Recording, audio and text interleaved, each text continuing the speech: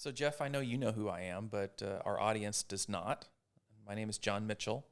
I'm a CFP, which is a certified financial planner. And I've been in industry helping people with their finances for a little over 30 years completely. And you are? I'm Jeff, and I'm a licensed marriage and family therapist. So during the day, I do psychotherapy all day. And you've been doing this, what, 3-4 months? Yeah, right. No, 30, yeah, like you, 30 some years now. Yeah. And not a small amount of time. So we have kind of paired up, and we've got this little thing that we call Relational Media. And it's kind of a strange conglomeration of two totally different brain sets. Yeah. We should say how we met, though. That's fair. So, like I say, I've been in my business and my industry, and probably like a lot of businesses and industries, we all get siloed. You know, Yeah. You hang out with therapists, Right. You know, go to those big therapy parties. I don't know what those look like, but it sounds scary. There are no therapy parties, I can tell you. No way. Big therapy conventions. We're all very serious. Oh, okay. There are conventions, Yeah. seminars and stuff like that. Anyway. But no parties. So I'm in the, financial advice, financial planning industry.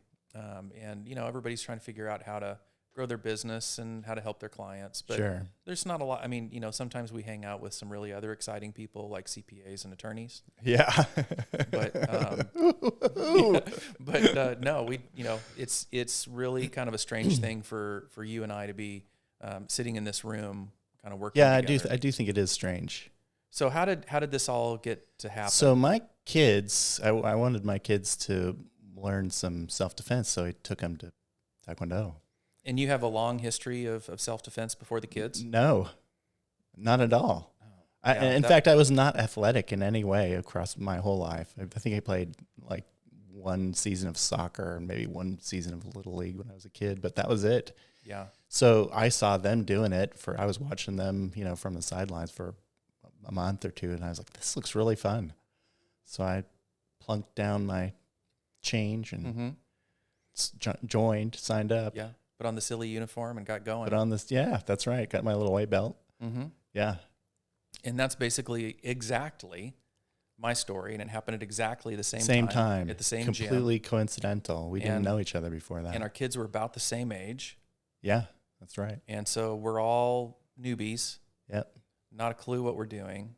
None of us had any real experience in martial arts at all. Right. So we're now thrust into this uncomfortable, totally foreign environment. Having to trust each other too. I mean, it's a situation where you kind of have to believe that the other one's not going to actually punch you or throw you in a hard way or something like that. Yeah. So Jeff and I, we team up and we partner up, and our kids kind of partner up, and that's what you do in martial arts, because there has to be somebody attacking you and you have to be somebody defending Right.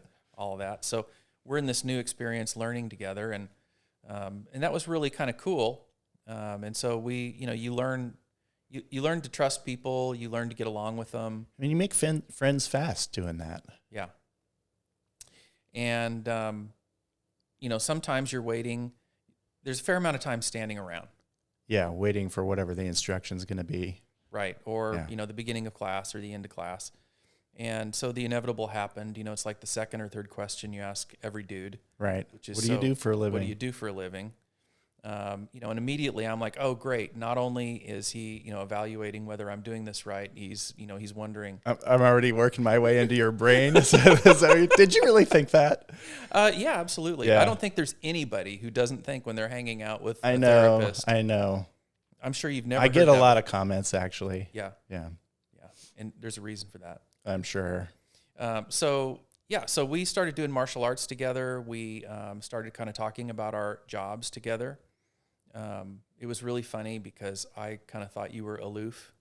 Yeah. And I'm pretty introverted, so I'm sure that's a common experience. So we got going, and I started asking you questions about what you did, and thought it was interesting because in my practice, I find lots of times that I'm trying to give somebody some really good advice as I see it. Yeah. And they even would agree, yeah, that's absolutely what I or we should do to move forward. And more often than not, I think in my industry, we come back after that meeting 3 months or 6 months later and all excited and say, so tell me what kind of progress you've made. And inevitably, more often than not, there's not a lot of progress being made. Yeah. So some couple come to your practice and they'd say, we want to invest our money. And, you would say, okay, tell me your story or whatever. You give them whatever advice you thought was appropriate. And then later on, they would not do it. Well, investing the money is easy, but where does that money come from? It's got to come out of their budget. A lot of times people say we're not saving enough, or we're spending too much, or we have this structural problem, or we have a lot of debt, or we can't get on the same page financially, right? Yeah. If all we were doing was saying, hey, if you'll just put away, $4,000 a month in savings, in 20 or 30 years, you'll be great. Well, that doesn't work because if they needed that advice, if they didn't need that advice, if they were already doing it, they wouldn't need the advice. And if they're not doing it, there's a reason. So they come to you a little bit stuck already? Yeah, more often than not. There's that whole, hey, why did I go see a nutritionist? Because there's something wrong. Yeah. Why did I go, find somebody to help me work out, hire a personal trainer? Sure. Because Right. because I'm trying to get past some sort of hurdle that I need somebody to bring me through. So, we were dealing with that all the time. And I started asking you questions of, so why in the world is it that it's hard for people to change? I don't even remember what I said. Do you remember what I said? Well, you said what you always say, there's a myriad of reasons. And down the rabbit hole we went. Yeah. And so like I say, I think you were kind of slow to think that my impression was you were a little bit slow to think there was any real cross-pollination or connections between what I did in my practice and what you were dealing with, dealing with people in yours. It's really interesting in my field. I have never once seen a class like a seminar or CE for CEUs, continuing education. I've never once seen one cover the subject of money. So if you're working with people, they're dealing with money all the time. And obviously, if you're working with a couple who's having some struggle, what's one of the most common complaints they make? Money, right? They have some kind of money problem. But in my field, there's no training. None. I mean, at least not that I've seen. So, there's this weird thing that I thought, I don't see the cross-pollination because it's almost like my field ignores it. But yet, just tell me real quick, if you can name like one or two core determinants that people would reference as to why their relationship broke. Money, for sure. There are three that I hear why they're having problems, right? Mm-hmm. Money, sex, and communication. Those are the three. Right. Now, it's always deeper than that, right? That's the term that they use to organize how they think about the problems they're having. And obviously, when we go down the rabbit hole, there are other things going on. But those are the three that people complain about. Yeah. And sometimes parenting, so we'll make four. Right. So let me let you in on the other side, which you already know, which is in our industry, up until very recently, and I mean literally in the last year or two, our industry has not been dealing with the idea that psychology and the mind play a significant role in relationships and how they deal with things like financial planning or investing or all of those things. And so just recently, in fact, the place that it kind of came from is it came from an area study called behavioral finance, which kind of looks at why people make either good decisions or bad decisions about investing. And from that, people started realizing that, there is a psychological component to how couples probably also deal with finances. And so the elephant in the room for both of us has been this idea that money issues that flow over into relationship issues or relationship issues that flow back into money issues is central to whether couples are successful financially or successful relationally. Right. Yeah, so at some point you and I sort of had a meeting of the minds on this very idea that you just said. And we sort of decided we should talk about this. Like we there's something here. Let's get together and outside of Taekwondo and chat about it. And I think I don't know how long we did that. It was years, right? It was years. We met literally, an hour a week, sometimes 2 hours a week. And we did that for years, just trying to figure out kind of what was going on. And I don't have a psychology history. I didn't minor in psychology in college. I had to take the prerequisites that everybody had to take. So I really didn't have much experience with what therapy is, what Sure. therapy does. And the same is true for me, right? Like I didn't take a finance class ever. I didn't take an accounting class. I didn't take a personal finance class that you can sometimes find in college. Nothing. Right. Not even in graduate school, like here's how to do your accounting for your practice or whatever. None of it. Nothing. Zero. And if I can ask you to be a little bit forthcoming, Yeah. in your situation at home, you guys were perfect when it came to communicating about money, right? Well, you already know the answer to that. Right.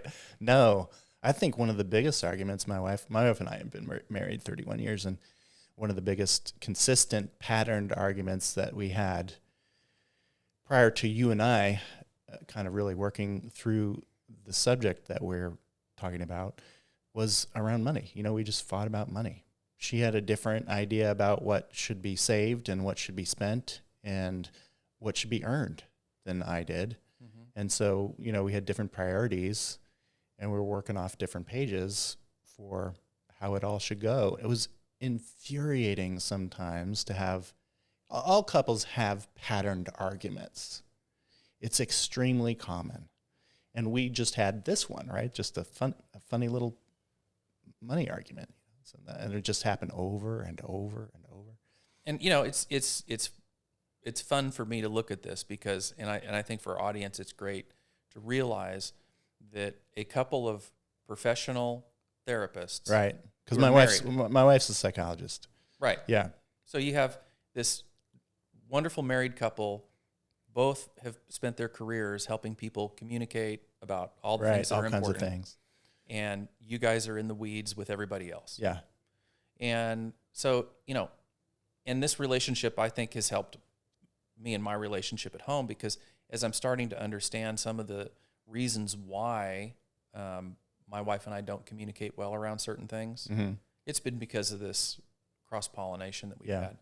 And so just as you would say, I can't believe that therapists aren't taught about money. I can't believe that there's not some basic level of education, being that one of the main reasons why couples argue and have significant conflict is around money.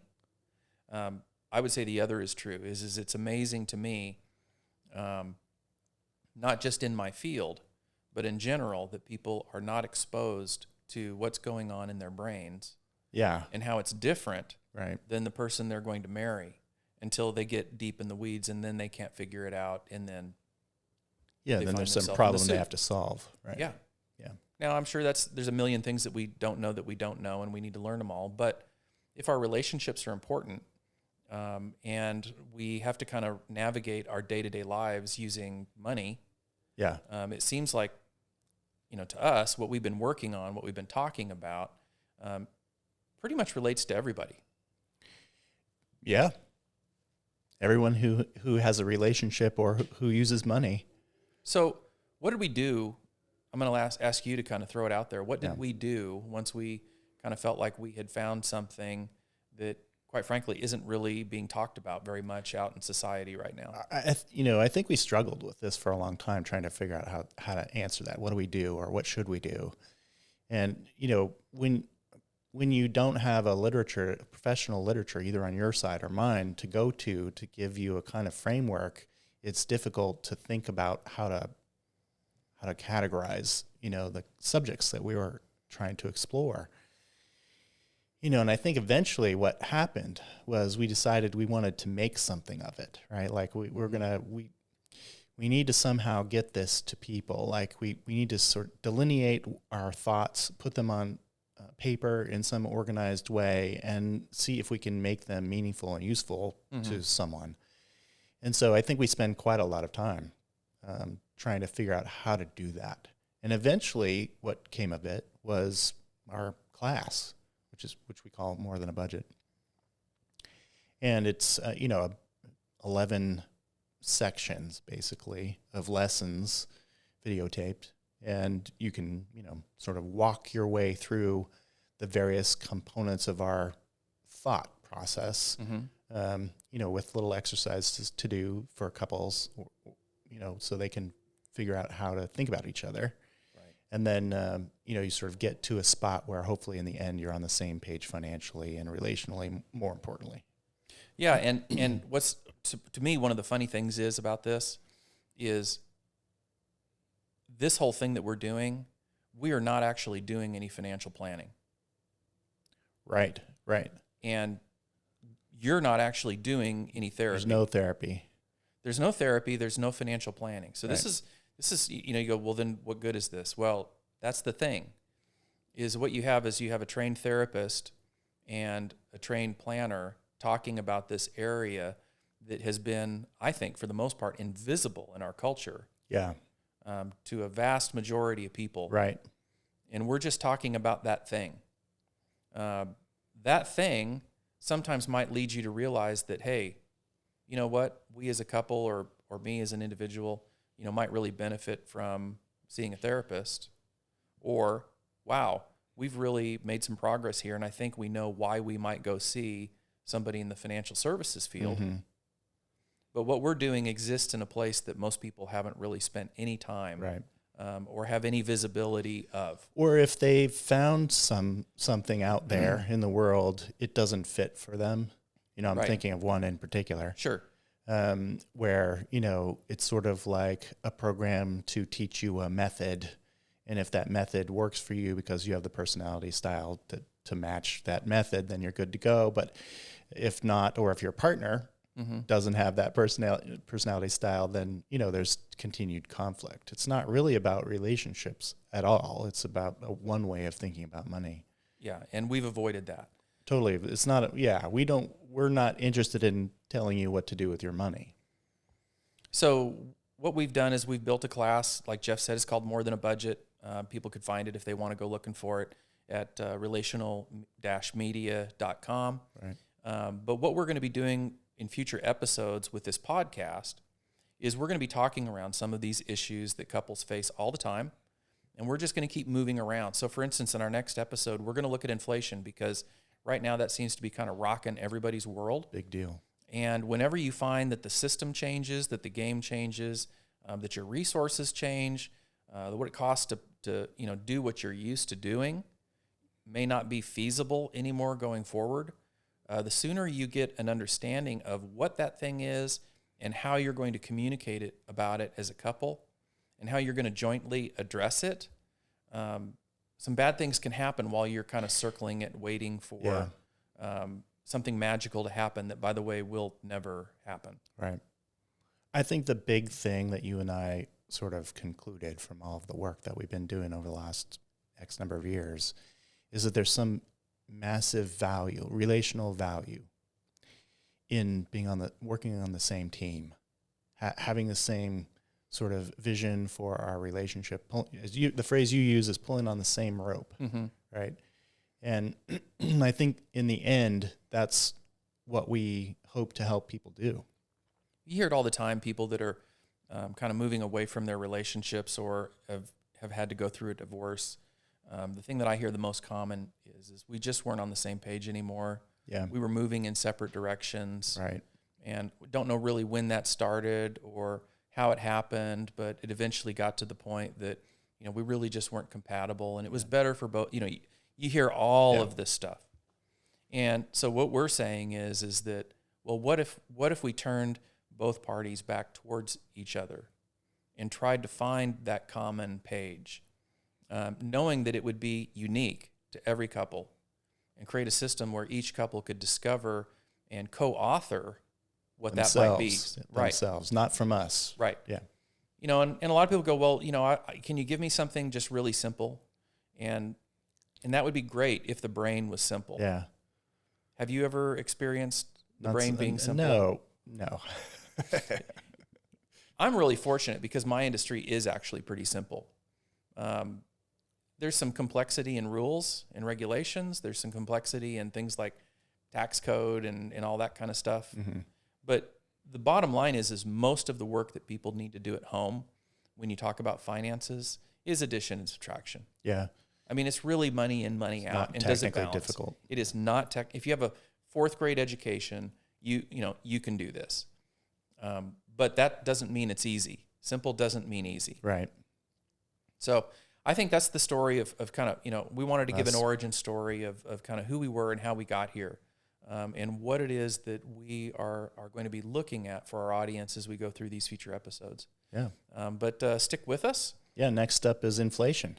And we'll have some fun talking about how to get on top of that and how to get lined out to make adjustments that you're going to need to make. Yeah, so if you want to listen up, you can check us out. You can find us on relational-media.com.